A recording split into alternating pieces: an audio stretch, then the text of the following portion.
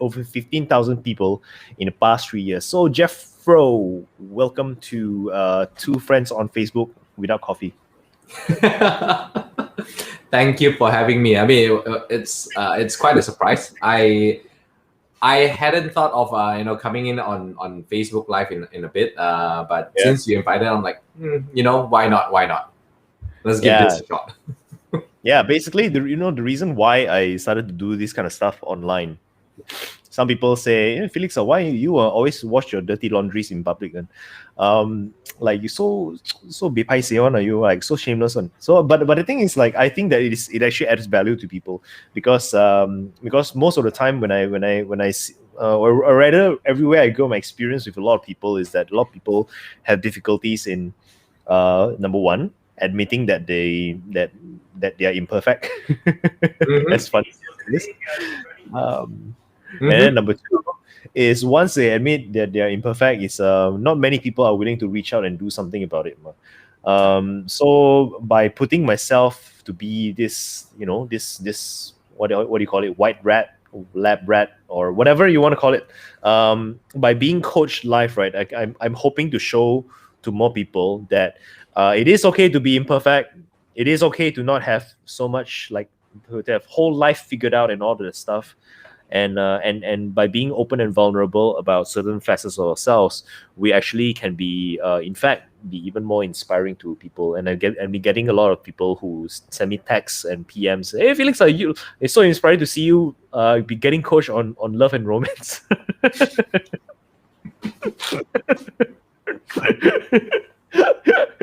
So it is an interesting journey to hear as well. Yeah. So yeah, once again, thanks for coming here. And just now you're asking me a question, right? You're asking me what was I doing, the what inspired me to do the silent retreat. So basically I've come to realize that a lot of my problems in life comes from my need for a stimulus. Whether it is intellectual discourse or watching a movie or I don't know, like watching a scenery or engaging in conversation with people, right? And food and all of those things. I think it ultimately narrows down to just one thing. I'm addicted to experiences. And one day, one of my friend who was a part of my mastermind, he asked me this question. He asked me, "Hey, Felix, what scares you the most?" And after thinking about it for a while, I realized that what scares me the most is the idea of doing nothing. That is what scares me the most. Like, to live a life of no stimulus, and which is a completely boring life. That scares the shit out of me. And yet, I have to ask myself, why? Why does doing nothing scares me so much? And like, is it possible that I'm afraid to be alone with my thoughts? Is it possible that there are even more scarier questions which I couldn't even consider? Is any of that possible? Maybe. And then I look at all of the different kind of sages across the years. As an example, like Sadhguru, right? The moment, like, throughout childhood, he's always been able to pay a lot of attention to a lot of things. And that one moment when he was started to be recognized as a guru was when one day he closed his eyes and for some reason 13 days went by. He just sat there doing nothing for 13 days. And then he woke up, people like putting flowers on him, and because he's like oh, like that already, right? People putting flowers on him and pulling his leg and things like that, and massaging and all the stuff. That was the day he started to become a guru. And likewise, not just him, but many other examples that I've seen and heard stories about are basically people who are able to be still and be silent. So I started to place a lot of value in training up a mind that is silent, because like Alan Watts rightly pointed out, the only reason why the eye can see is because the eye is colorless, and the only reason why the ear can hear is because you can't hear your own ear. And likewise in life, right? I feel that if my mind can be more silent, what other amazing things in life am I able to capture? Am I able to pay attention to? If only I Mm-hmm. can keep this quiet. And that yesterday I did the whole 24 hours thing. Honestly, right now is so exhausting for me, because yesterday, like 5 minutes into the experiment, and I was like this close to quitting already, because it was so difficult for me. It was so difficult. I just tossed and turned in my bed the whole night. Wake up very early in the morning and then try to meditate. I couldn't, and I realized how addicted that I am to this stimulus. It's like I sit down here, and my body just couldn't be still. I could sit down for like half an hour, 40 minutes like that, and then after that, no, it starts to move already. It starts to move by itself, and I need to do something. I need to clean. I need to do this, and I'm like, no, sit down, and it just wants me to go up and do stuff, and ultimately, quite embarrassingly, yesterday night I quit at 2 hours before the 24 hours was up. I was like, I cannot take it anymore. And my mind kept asking me, it's like, what if people need me at work? What if my clients are reaching out to me? What if this is happening? What if that is happening? What if the whole world is... And I know logically it doesn't make sense. Mm-hmm. But I couldn't help it anyway. So that is what happened. So it was excruciating 24 hours for me. Yeah. Well, thanks for sharing. I mean, you don't get a lot of people admitting that, and I must say, I find that to be quite common in some people, and this is the state of being restless, right? You just need to be in a constant state of busyness. You need to Motion. have that motion, whether Yeah. you're doing something or be involved in something. Yeah. I guess there's no right, no wrong in this. Some people are wired that way, or it's through certain experiences that you have gone through, or certain insights that you have gained that allowed you to get into this mode. I've known some people who are the complete opposite. They don't mind doing absolutely nothing, and they can't stand it when there's too many things to do.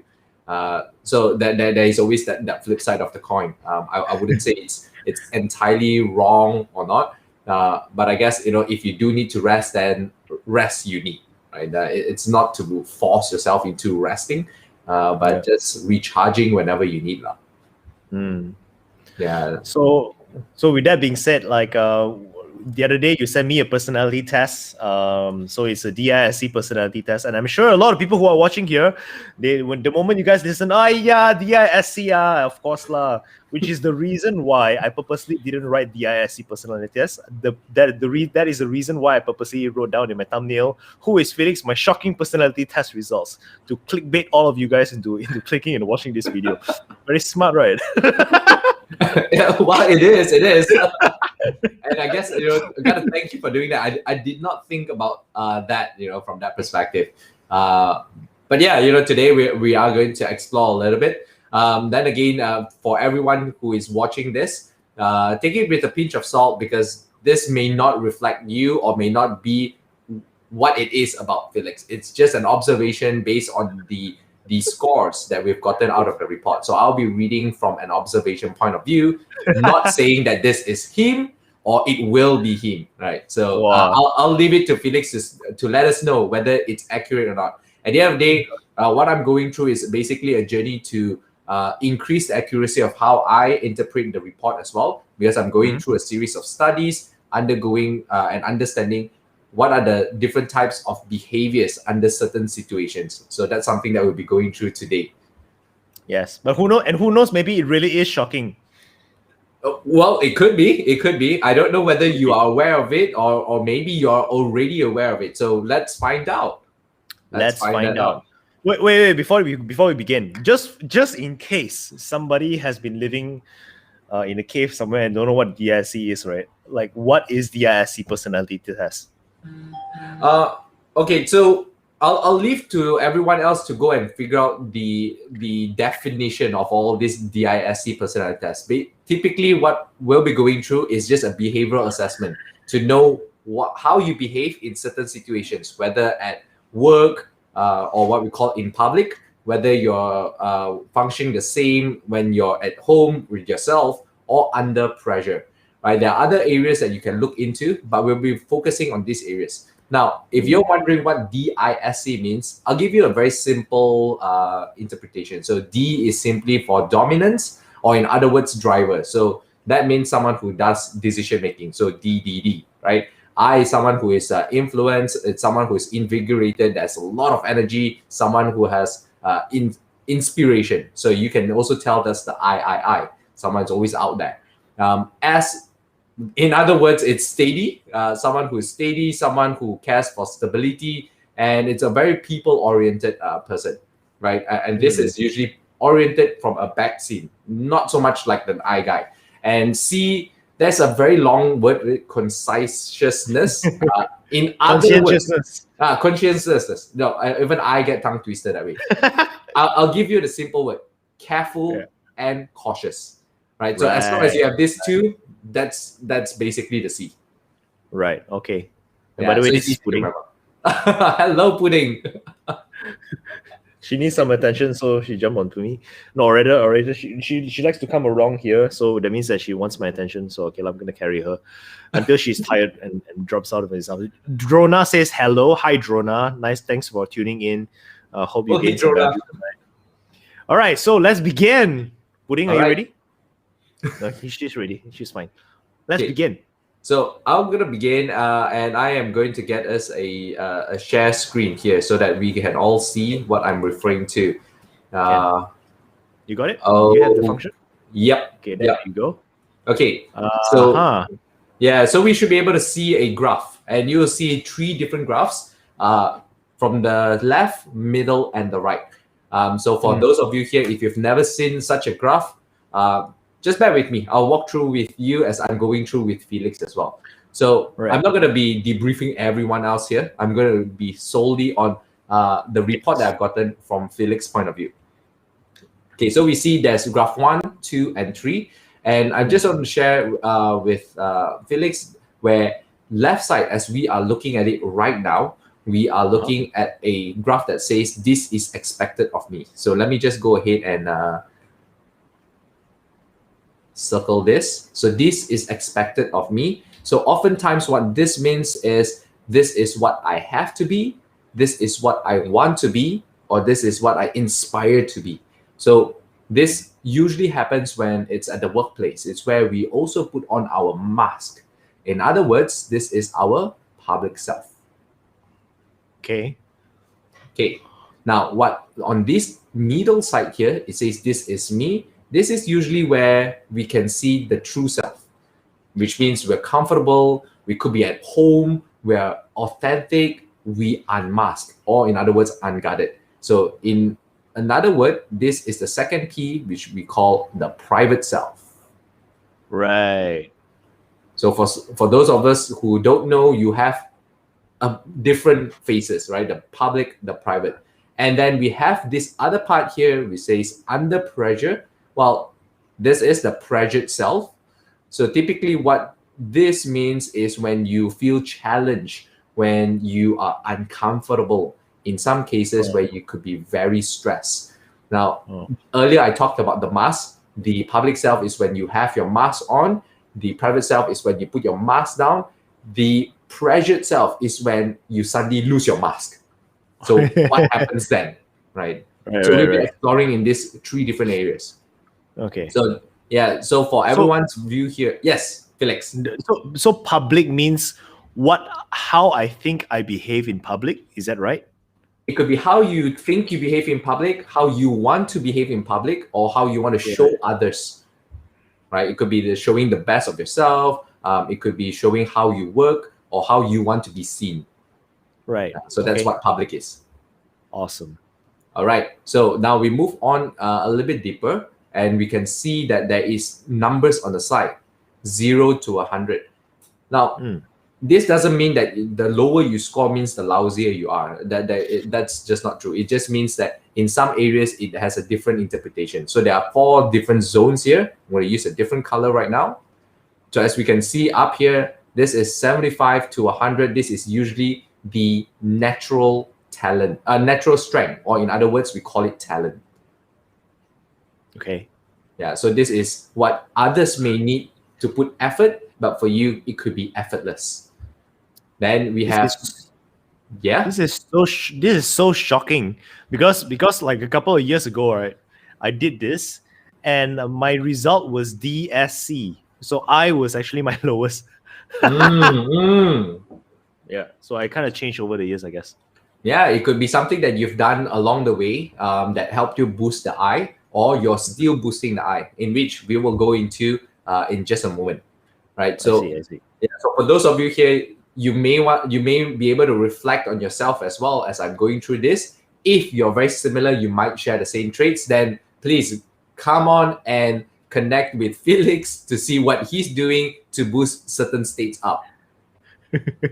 Yeah, because you won't know. There'll be just someone out there who may have exactly the same thing, but they're just unaware of it. So if you find yourself in that situation, then come on in and connect. Right. So I spoke about the 75 to 100. That's your natural strength, your talent, in other words. Now we also have something called the greater strength.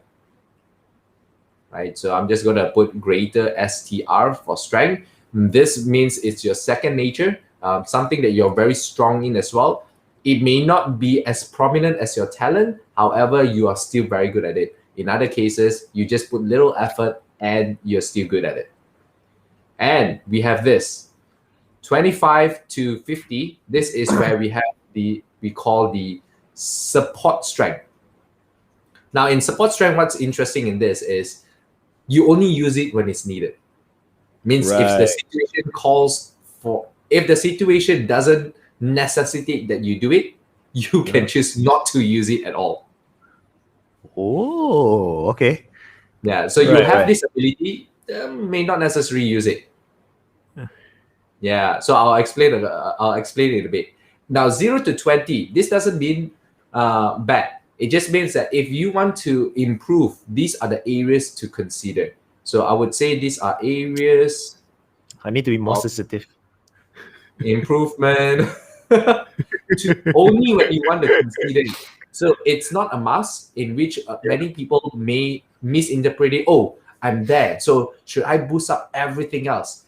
Now, if everything is on a high, somewhere something has gone wrong, and most likely someone has gone crazy, because it's not possible that you have everything at a high. Hey, can an enlightened one be high in everything? Like Buddha, can Buddha be like high 100% in everything? Okay, so if you look at this, right, Buddha is not someone who will push for a decision, who will not push for you to do something, right? So if a Buddha doesn't quite jive in with a drive, right.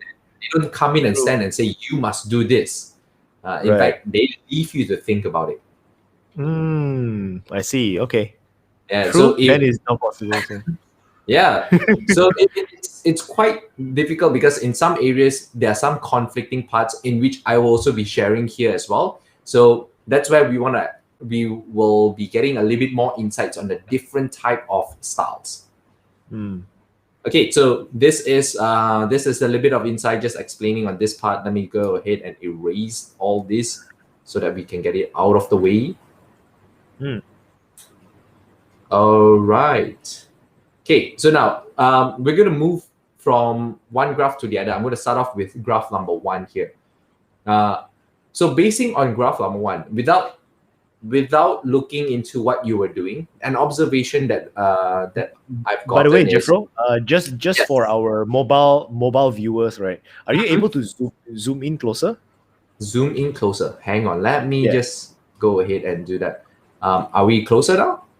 Yeah, that would be great. If you can zoom in a little bit closer, that would be great. Okay, let me go ahead and try and zoom in. Nice, done. All right. I'm wishing that I can actually get rid of the top borders here, but unfortunately, this takes up space as well. Oh well. So we'll see what we can do with that. Yep. Okay. So yeah, good. Yep. Okay. So based on graph number 1, the furthest to the left right now, we see the observation that we can see from here is that you are either in the capacity or you're working towards an entrepreneurship, right? Now, the idea. Entrepreneurship. So you mean You the have pattern is the pattern itself will tell. It's telling or indicating that you are working towards being an entrepreneurship, or you are in the capacity of entrepreneurship and becoming bigger. okay. Okay, Right. so I see this from an indication of D, I, and C. Okay, now I'll pull back first so that we can also see what the others before I dive into it. Right? I think let's go back one more step. So if we go into one step back, we'll be able to see based on this tree there are some prominent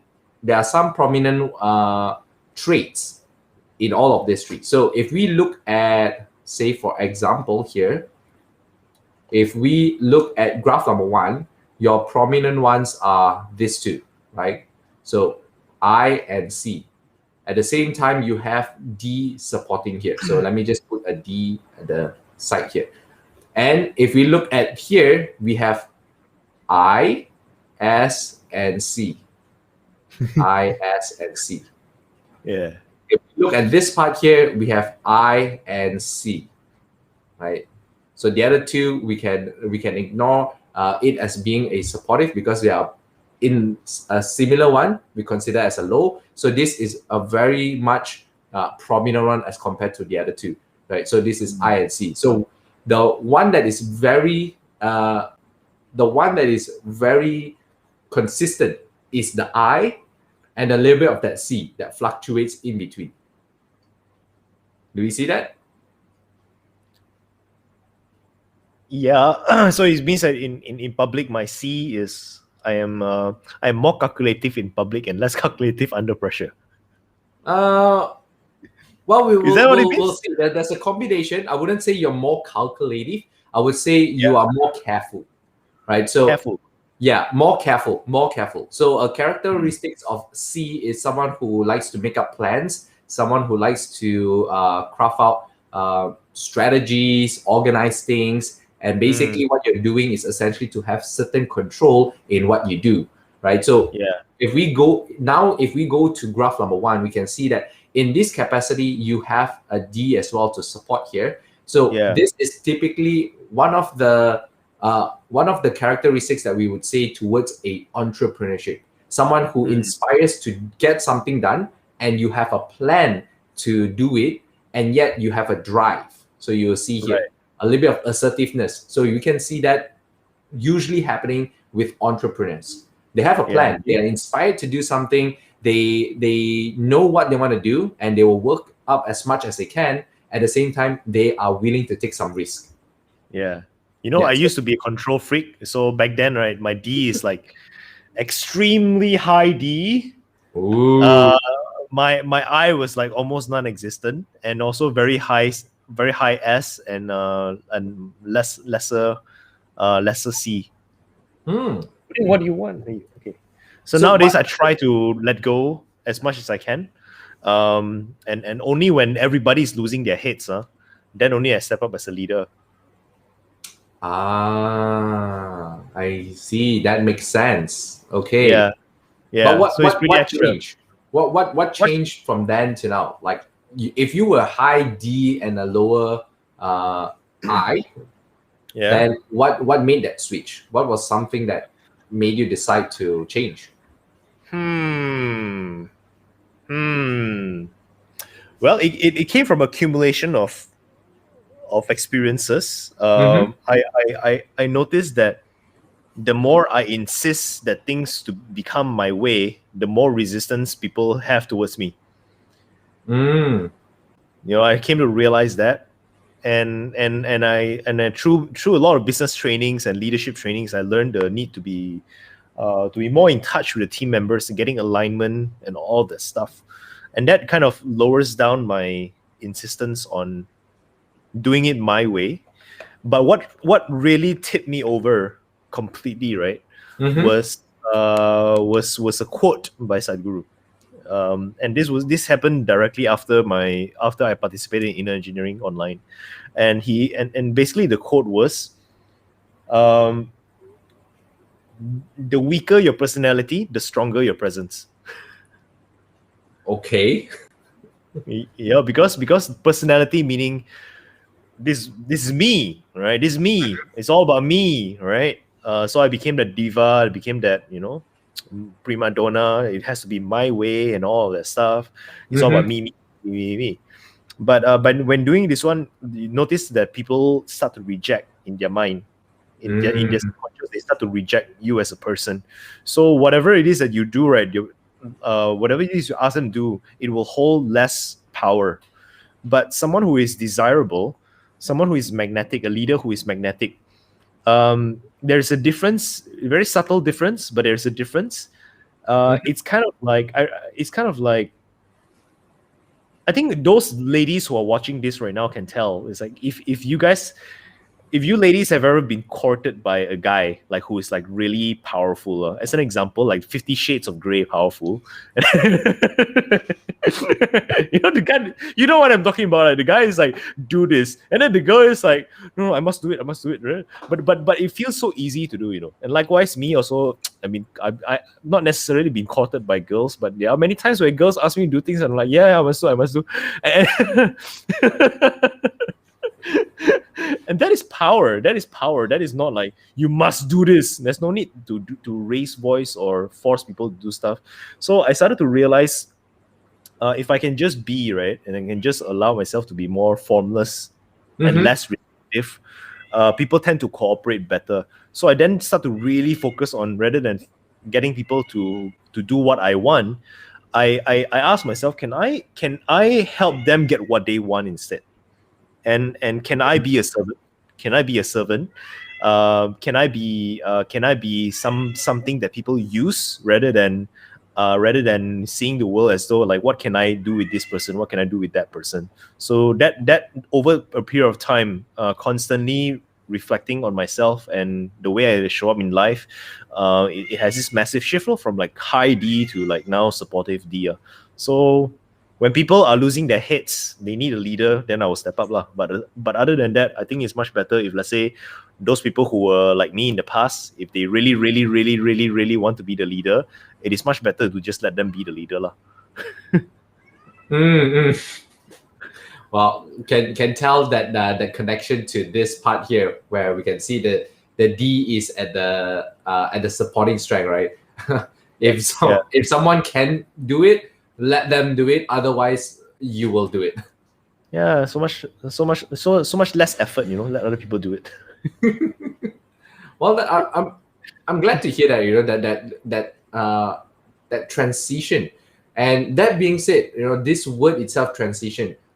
What is shown in graph 1 is also that you could be going through a transition of things, where you're either shifting, and that's also probably like the life of an entrepreneur, where you're constantly discovering something, taking risks, moving forward, and you're just going through changes. Can't say whether it's a good or bad thing. It's just going through changes.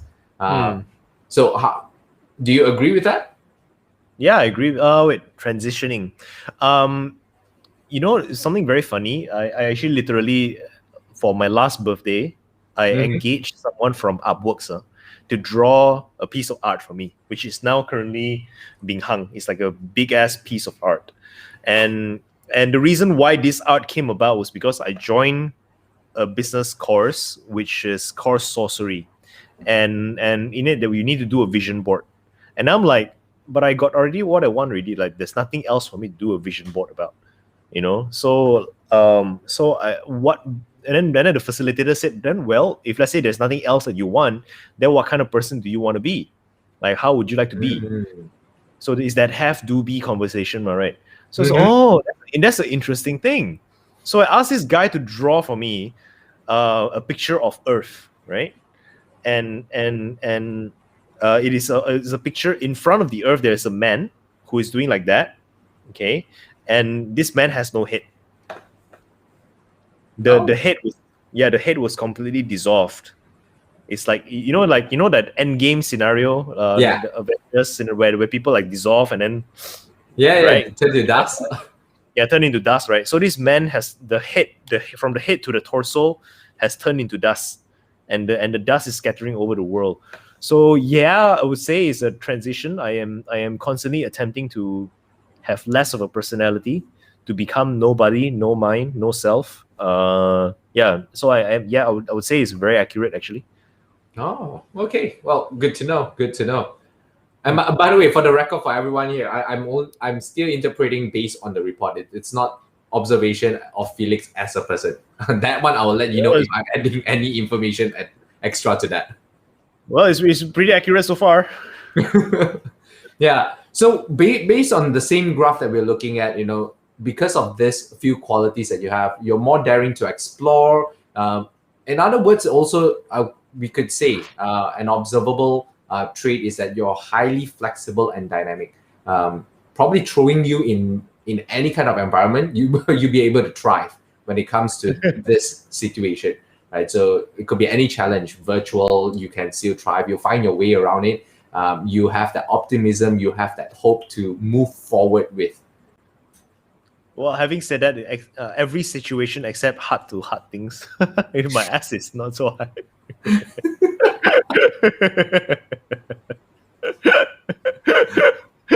It's funny. It's like in private, my ass is so high, but in public, my ass is not so high.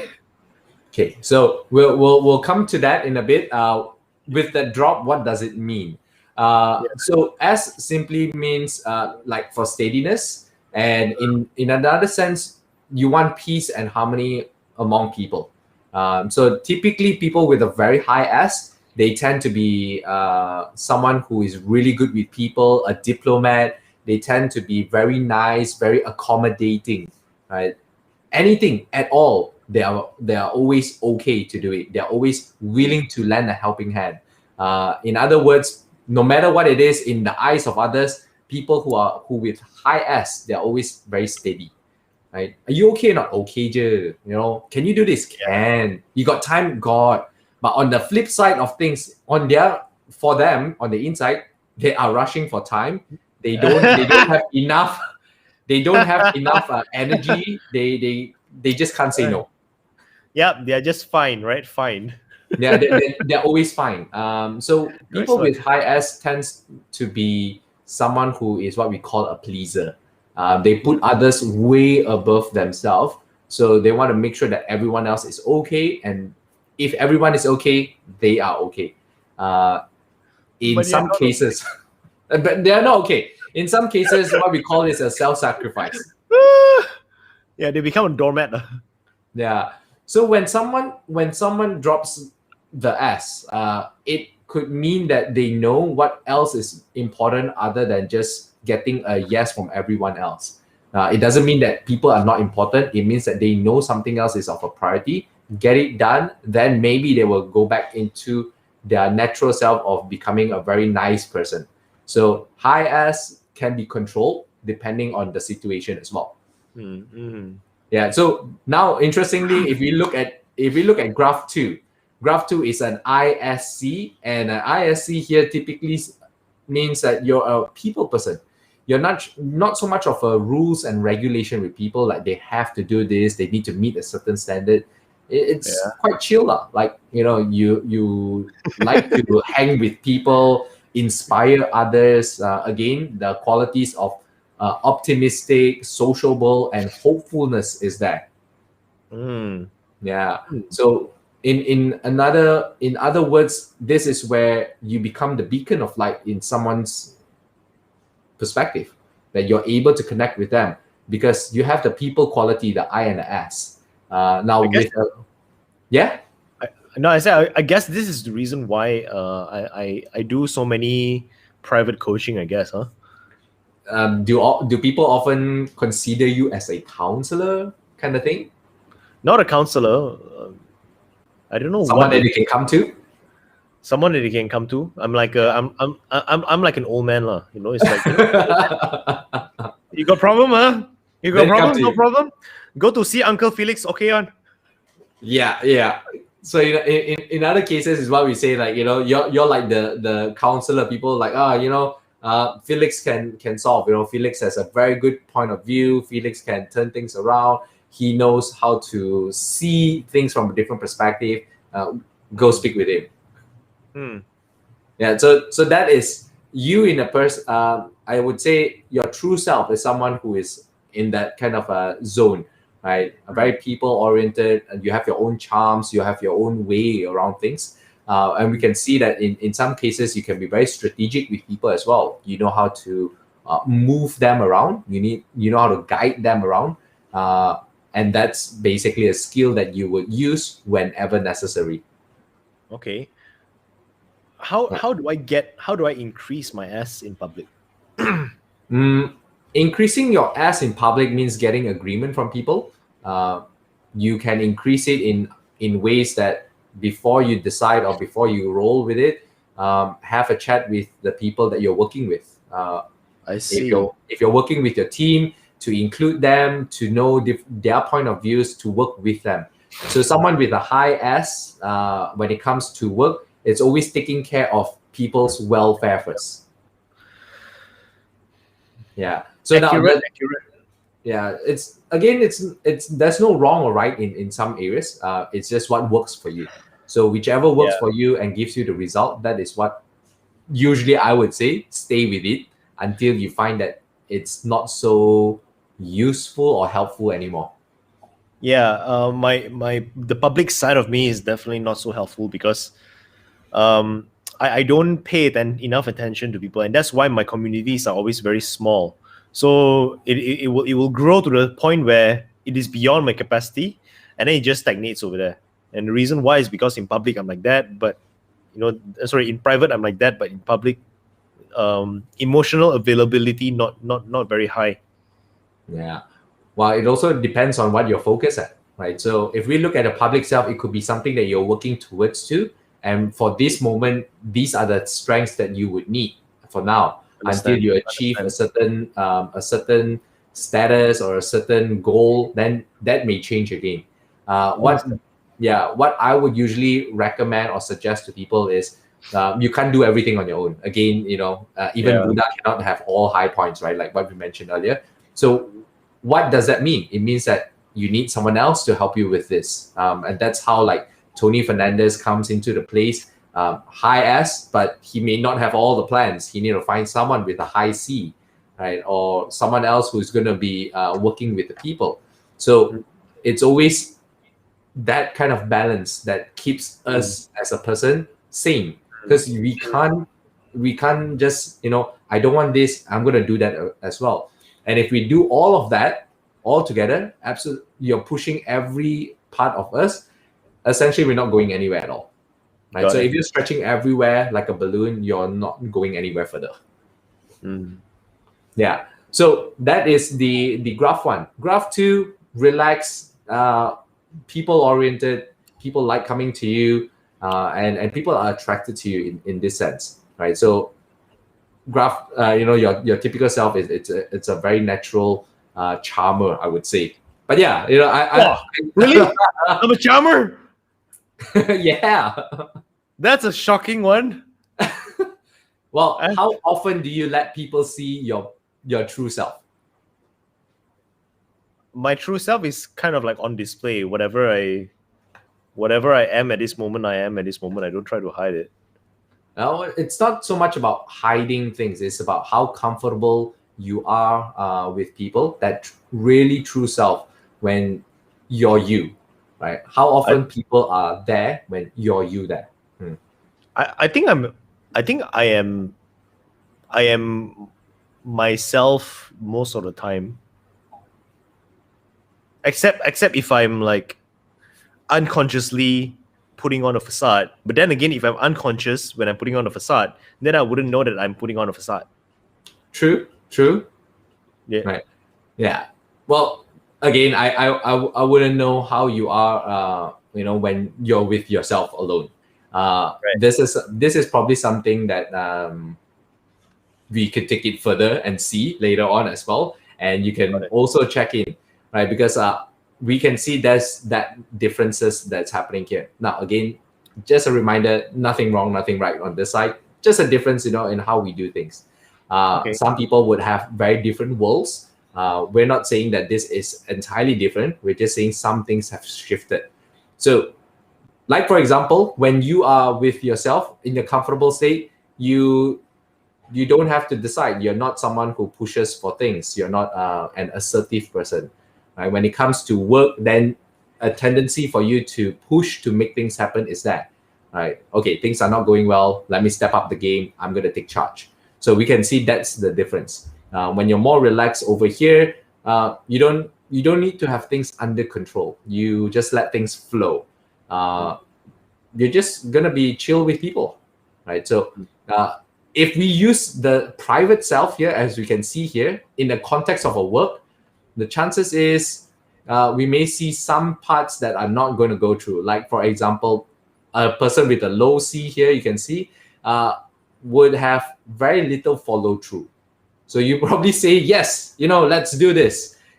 And the next thing, it just gets left out for a while. Oh, let me see. Does that happen? Yes. I don't like to do my accounts.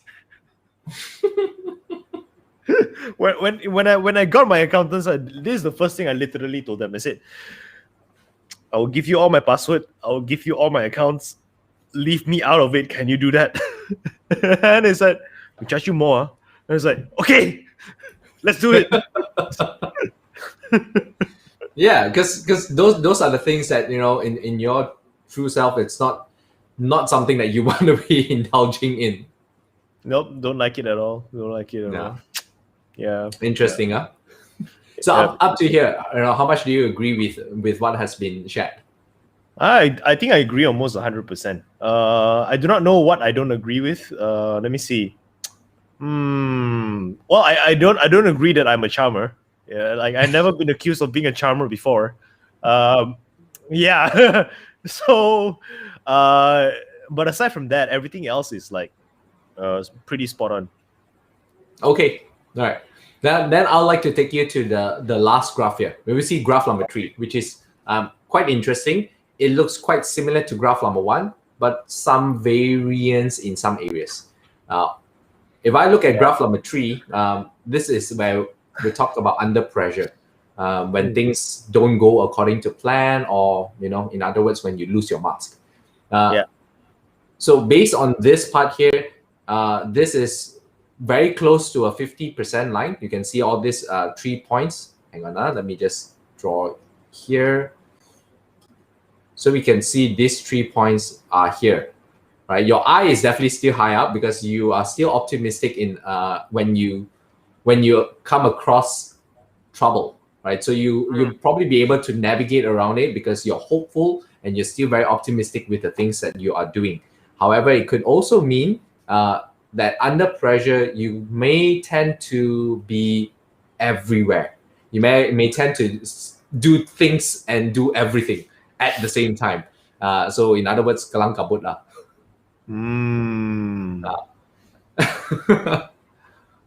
Is that true?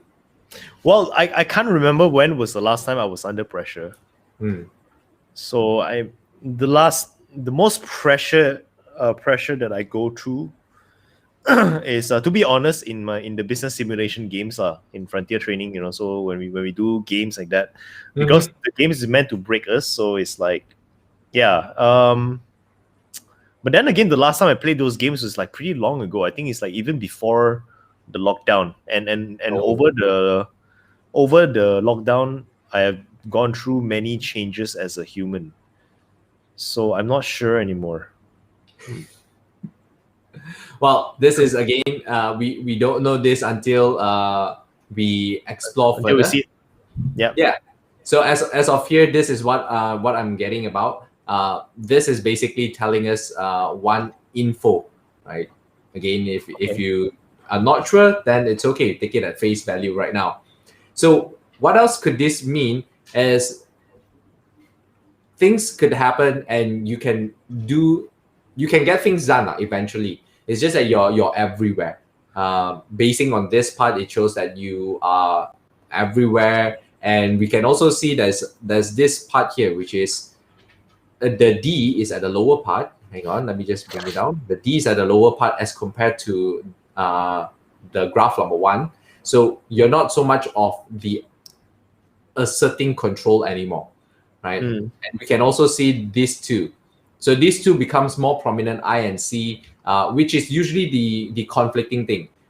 C is someone who's a little bit more reserved. I is someone who's outgoing. So it could be, I want to do something, but at the same time, do I have it? Is it okay? So that there's a little bit of this conflict that's happening on the inside. Not a bad thing, but it means it happens. So you could be, your thoughts are everywhere, whether in the ideas, but at the same time restricted in the things that you want to get things done.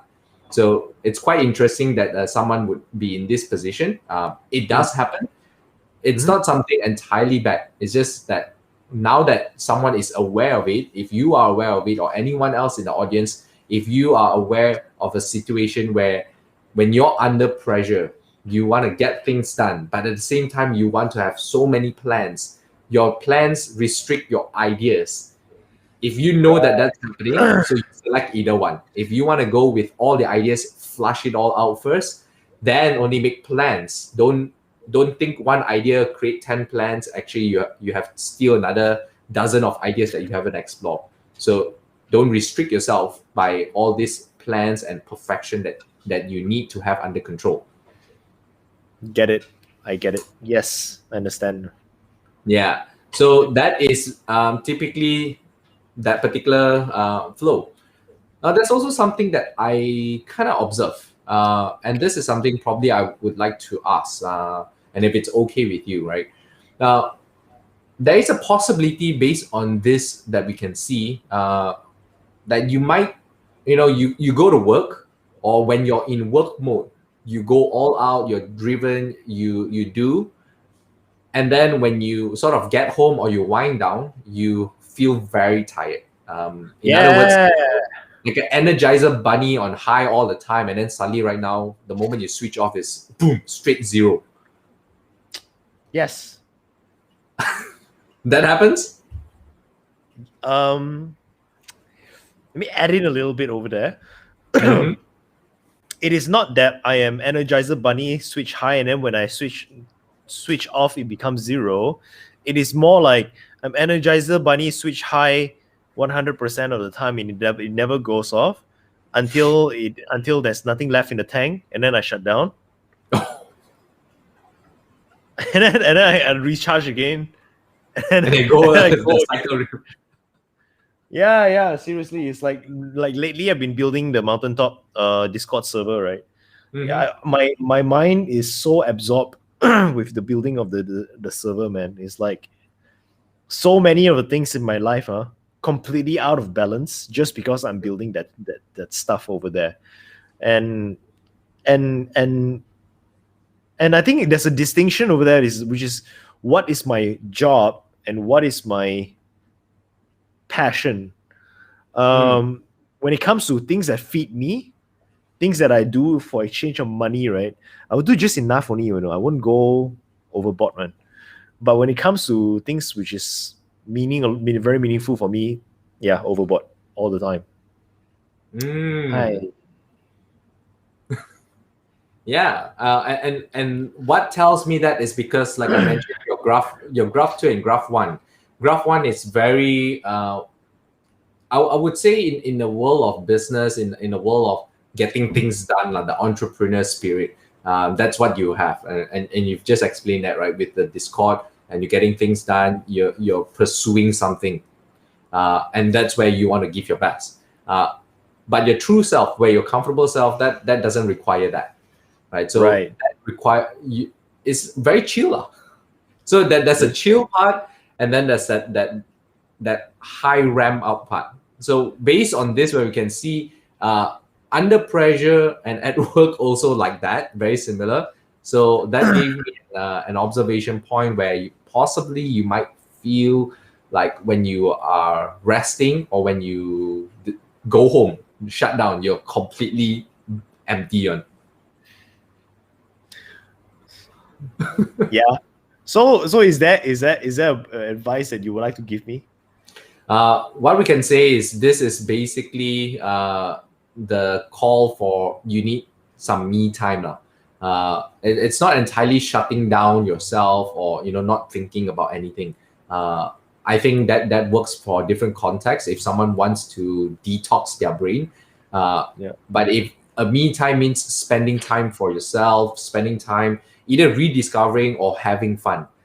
In other words, when you are doing nothing else, if there's a chance that you're doing nothing else, to have fun. I don't know what works for you. Maybe games for some people that shares similar case like this.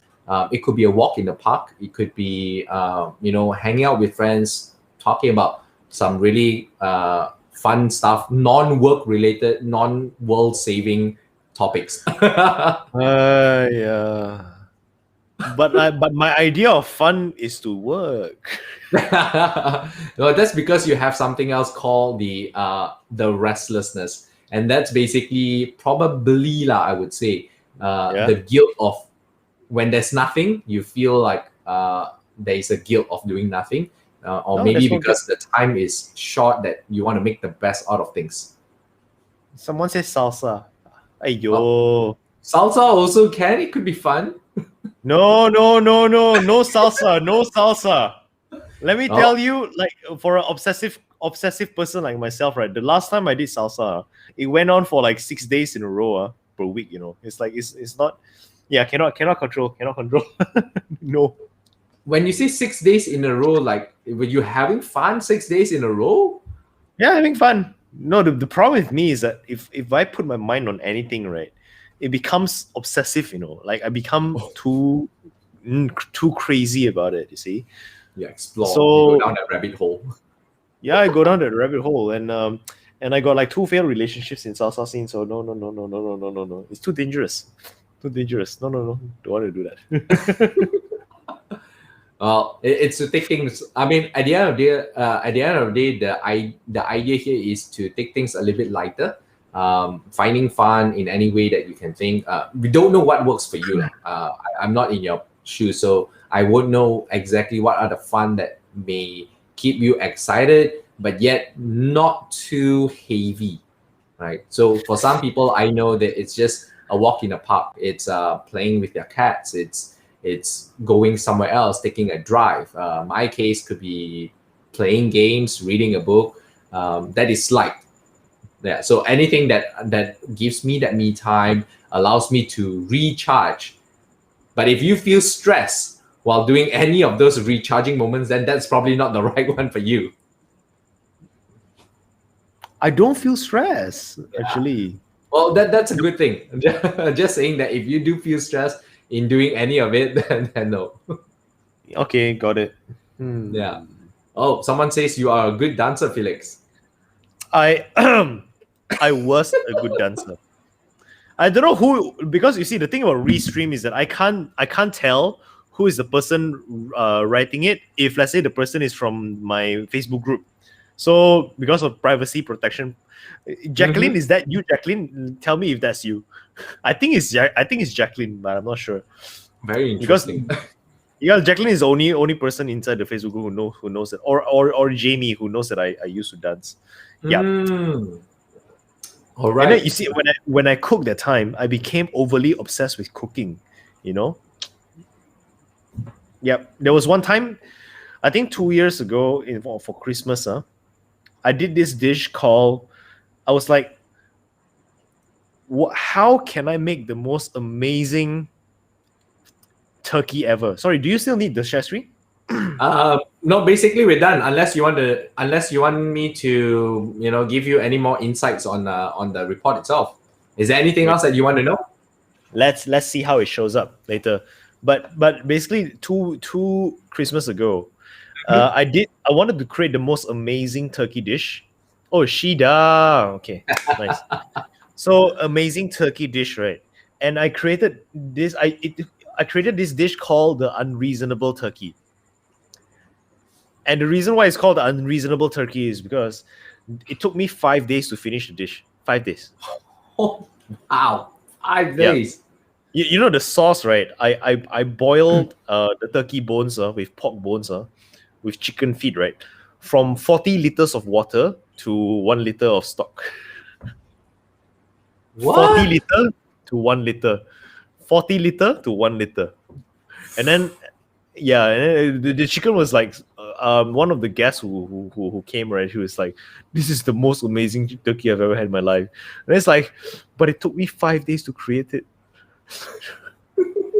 And the moment I started, right, I couldn't stop, So that was like, this cooking thing is becoming unhealthy. so that was the moment I decided, okay, I probably don't want to cook anymore for the rest of my life. Or rather, I cook simple stuff lah. And that was the reason why I come up with minimalist cuisine and all the stuff. But yeah, I have a tendency to be overly obsessive about things. This is appropriate. Well, that comes from the high C part, right? So a high C is where you not only want things under control, where you want things to be of a certain standard. Sorry. And I saw that black color. I pressed the button, and it took a few seconds for it to react. Yeah. But yeah, it's from a high C. Yeah, it's where you have a certain standard that you want to hit. And again, that's a very good quality. But if it's not managed, then it's where, it sort of influences everything that you do. Even the simplest thing can be a very complex thing at the end of the day. 40 liter to 1 liter, wow. Yeah.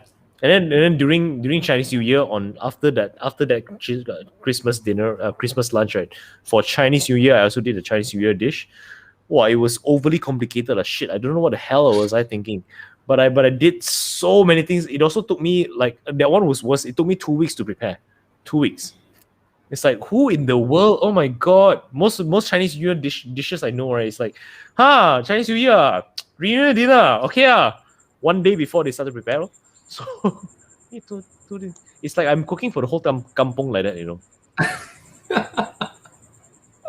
Anyway, okay, that's enough about me. But yeah, so basically, my takeaway point, right, is I think in public, one thing which I've got reminded about tonight is to be more attentive to the feelings and the agreements of other people. I have a tendency to just ignore convention. It's like, okay, I'm gonna do this now. You guys follow.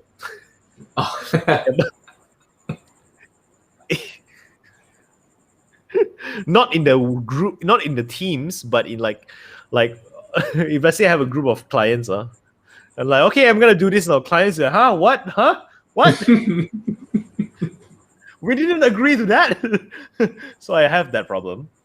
And then on a overall perspective is that obsessive thing, getting burnout, and then after that, so that's totally right. That's totally right. This is the reason why I wanted to go on that silent retreat thing, because it's the silent retreat is not for relaxation, it is training. I want to train my mind to be able to still itself. So that was the reason why lah. Well, could it be that it's not about the stillness, but it's more of not putting too high a standards on yourself each time that you want to do something? I don't have too high of a standard. Like my philosophy, right? Like right now in my business, I have a partner.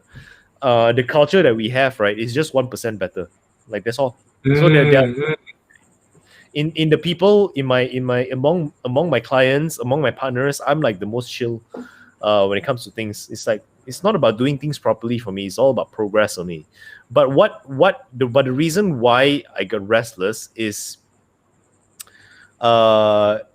I think it's really not a matter of choice, and it's really got nothing to do with like beliefs. It's just pure habit. I definitely used to have a lot of high standards for myself. But I think now it's just undoing decades of bad habits of constantly needing to be on the move, and also not to mention I'm also struggling with leaky gut. So leaky gut has very strong connection with mental health. When you have a unhealthy gut, right? There's a connection between the gut brain. It's called the gut brain barrier or something. I forgot already. But basically, when the gut is not managed, the mental side of things, you're gonna feel more anxiety, more stress. So my body is feeling a lot of stress, even if my mind isn't necessarily feeling stress. Like that lah. Yeah. Well, I guess then the idea of just resting more could actually be a helpful suggestion if if that is possible for you. You know how much I rest. I rest a lot. Seriously. Like most of my days are just spending lazing around doing nothing. And when I say doing Oh. nothing, I mean doing nothing productive. Like I'll be deep in my thoughts. I'll be thinking. I'll be enjoying my food. I'll be watching Netflix and whatever not. I'm still thinking in the background. Mhm.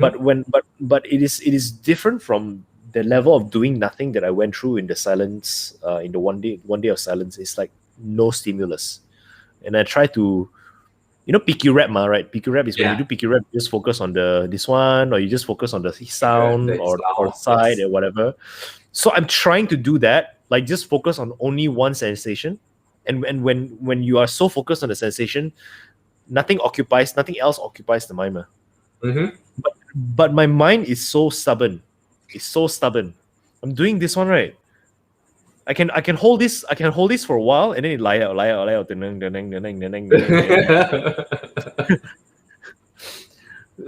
I like it's very funny because I teach personal mastery, but I also realize that in many areas of my life, I do not master this body and I do not master this mind. In still so many areas of my life. Sometimes it feels like I got hijacked by food. It's like working, working, working, working, working, and then it's like somebody on social media mentioned something, and I'm like, oh, that sounds like a good idea, but it's like, I don't really want to eat that. I think I'm gonna regret eating that. I don't think it even tastes good. But I working, working, working, working, working. Lunchtime, walk out the door, go to the exact place, order the exact same thing. It's like I got hijacked. God damn it! Well, I think that happens to quite a number of people. But they don't walk to the place. You took the effort to go there. Some people just grab, come here. God also, God also. What do you mean? I also like to be served. You see, because I like to sit down and then order food and then goyang kaki while the food comes to my table. So Oh, I like I yes. like I like the feeling lah. So anyway, Oh, yeah, this is an ongoing Felix's ongoing journey to self mastery, and conversations like this helps a bunch. The more I do this kind of stuff, the more I feel I understand more and more my triggers. As an example, if I don't overwork myself until I so burn out, right, then my tendency to want energy by way of food might also decrease. mm-hmm. So all this energy, outgoing energy, creates triggers in me. Like recently, I realized that whenever I need to think, that would be my trigger to drink coffee. Even though lately I don't Oh. enjoy coffee anymore. Like seriously, lately I don't enjoy coffee. Neither do I need coffee. I don't enjoy it, but drinking coffee has become pain management than it is about. Mm. It's like I work. I gotta have coffee. I gotta have coffee to work, but it makes no sense. But I can't work until I have coffee. Yeah. So knowing myself more and more will help me a lot. So thank you today. Thank you for coming and sharing with me this thing in front of everyone as well. Hey, welcome. I hope it has been insightful and helpful in some ways. I'm just glad I was able to do that. Again, for me, it's still learning how to interpret it more accurately using those cues that we've talked about. Right. Yeah. So, yeah, feel free to let me know if there's anything else that I can do for you from the report there. Yep. I will ask one last question, but before that, everyone of you who is watching, there's something that I'm building which is in the works. It's called the Mountaintop Discord server, and it is basically a virtual environment where basically it's a wonderland for personal development. Mm. So it is a place where I want to create, right, that is free, and when people go in, transformation is inevitable. Like they don't even have to choose to transform; they just transform. and I'm creating a lot of things in there, based on everything that I've learned about personal development. I'm putting it inside there to create the kind of environment, the kind of culture, the kind of attractions. You have theme parks in there, so it's kind of like a theme park, but it is a growth manufacturing machine rather than happiness manufacturing machine. So after sharing all of that, I'm gonna tell you guys it's not ready for you all. Sorry, you can't join, but I just purposely want to share this out so that you guys can feel a bit teaser like that. You know, I'm a tease. So, but keep watch this space. When it's out, it's gonna be out. It's currently on alpha. Very soon it's gonna be on beta. Open to friends and family only. So keep an eye out. So in the meantime, one last question to you, Jeffro. Is there anything that you would like to promote to my audience or your audience or anything? Is there any upcoming events that you would like to share about? There isn't much that is happening on the public space. I'm mostly doing B2B corporate trainings and coaching. But I do now sort of open up because I recognize there are a lot of people who needs that kind of a personal touch. Like what we've done here, we've talked about like the personality assessment or behavioral assessment. You can actually get that online, but you only get a report without a debrief. So what I do right now with a minimal charge, subsidized by myself because I buy the reports, what I do is I will offer not just the report itself, but also a debrief. So you get to check in what are the things that is personalized to you. How do we work around what are the things that would help you, whether at work, relationship, at home, with the people around you. So those are the things I would cover. Very similar like this. Just that if you are interested in it, we don't have to go Facebook Live, just so that you know. Later people think, oh, you need to go Facebook Live, stress for them. It's no stress for me. I love going Facebook Live. Well, I know you can do it. I know you can pull it off. Yeah, but for your viewers, if any of you here are interested, just reach out to me. I'm on Facebook, LinkedIn, and Instagram. More than happy to have a chat to see if it can help you. Only if it can help you, then we'll do the necessary steps. Otherwise, it's something for you to know. Great, do it, guys. It's very, very affordable, and I think that knowing ourselves allows us to operate from a much better perspective and also operate in much better capacity. Just because we know our strengths and our weaknesses and what to focus on. So that being said, let's finish this. I start to have a ritual. And I do this among my own community, and I think I want to start doing this for my Facebook friends as well. So the way it works is like this. Like Tony Robbins has this whoosh thing, right? So I have something similar, but it's not whoosh, right? So the way we do it is like this. Just raise up your hand like this. Okay. And on the count of three, we just clap one time and then we say bye. All right. Okay, ready? 3, 2, 1, clap. Bye. Bye.